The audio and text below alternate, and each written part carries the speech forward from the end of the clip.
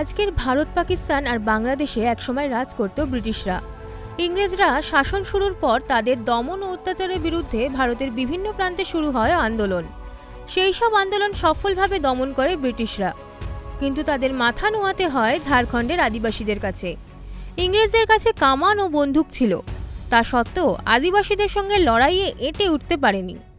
নিজেদের অস্ত্র ত্যাগ করতে বাধ্য হয় ইংরেজরা, কারণ আদিবাসীরা তাদের পারম্পরিক অস্ত্র তীর, ধনুক ও বর্শা নিয়ে লড়াইয়ে দক্ষ। তাদের গেরিলা যুদ্ধ কৌশলের সঙ্গে পাল্লা দিতে পারেনি ব্রিটিশরা। আদিবাসীদের আন্দোলনও ওই সময়ের অন্য আন্দোলনগুলির থেকে পৃথক ছিল।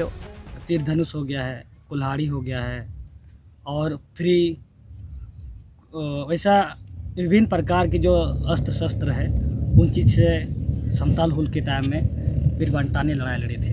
अंग्रेज़ों के सैनिक में बड़ा भय व्याप्त था, वे त्रस्त थे, उनके पास अत्याधुनिक हथियार थे, लेकिन उसके बाद भी उन्हें यह भय बना रहता था कि किधर से संथाल गुरिल्ला युद्ध करेंगे।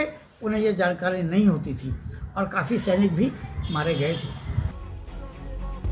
আদিবাসীদের কাছে তাদের এই পারম্পরিক অস্ত্র বিশ্বাসেরও, কারণ তারা বিশ্বাস করেন এই সব অস্ত্র তাদের বিশেষ ক্ষমতা প্রদান করে। বর্শা, তীর, ধনুক, লাঠির মতো পারম্পরিক অস্ত্র তারা প্রাচীনকাল থেকে নিজেদের রক্ষায় ব্যবহার করে আসছেন এবং যুদ্ধের কৌশল রচনায়ও তারা দক্ষ।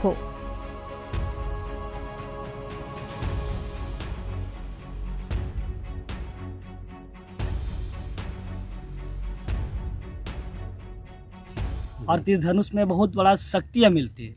ये मारामबुरु जाहिर इलाका भी उनका एक देव देवता जो हम लोग मानते हैं उन पर एक भक्ति की तरह उन पर प्राप्त किया हुआ है। तीर धनुष पर एक बहुत बड़ा एक हथियार है, हम लोग का एक पारंपरिक हथियार है, जिन्होंने सिद्धो कान्हू के नेतृत्व में लड़ाई करने के बाद अंग्रेज़ों को एक तीर धनुष से उनको एक इंच राज से उसको भगाया गया था। अगर धनुष से तीर को अगर छोड़ दिया जाता था तो लगभग 200, 250, 300 मीटर तक वो तीर जाता था और अपने दुश्मन को लगता था।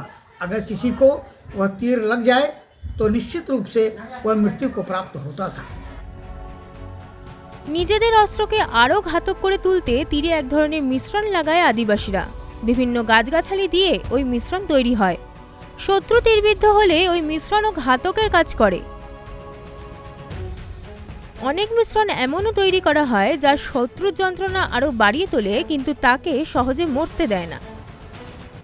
ये जो है नुकीला भाग जिससे हम वार करते थे, इस पे हम लोग जंगल में बहुत सारे जड़ी बूटी भी हैं जो आप अगर शरीर आपका टच भी हो जाएगा तो आपको बहुत तरह का खोजली होगा, उल्टी होने लगेगा, इस तरह का।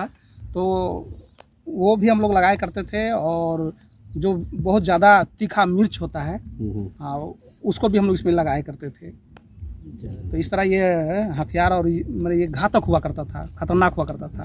जो दुश्मन को अगर लगे तो फिर वो वापस वो नहीं जिंदा नहीं बचेगा। আদিবাসীদের বিভিন্ন রকম যুদ্ধ কৌশল রয়েছে। জঙ্গলে তারা লুকিয়ে থাকে আর শত্রুর জন্য অপেক্ষা করে। শত্রুর উপস্থিতি টের পেলেই চারিদিক থেকে ঘিরে ধরে। লড়াইয়ে অনেক সময় আদিবাসীরাও জখম হন। জখমদের চিকিৎসার জন্য তাদের নিজেদের তৈরি ওষুধ কাছে থাকে, যা দিয়ে চিকিৎসা করা হয় জখমদের। पहले के टाइम में उतना मेडिसिन तो नहीं था, लेकिन किसी के हुल दौरान किसी को किसी तरह का दिक्कत होती है, चोट लगता है, तो जैसे नीम का छिलका उसको एक पीस करके जहाँ पर भी चोट लगता था उन पर लगाया जाता था।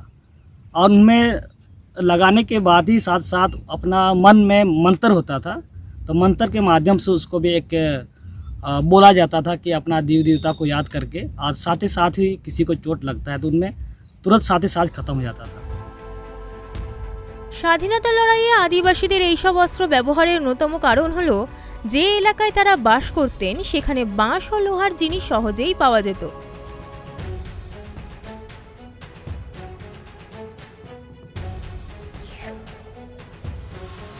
और हमारे पास जो हथियार बनाने का जो साधन है वो पर्याप्त मात्रा में बांस उपलब्ध है।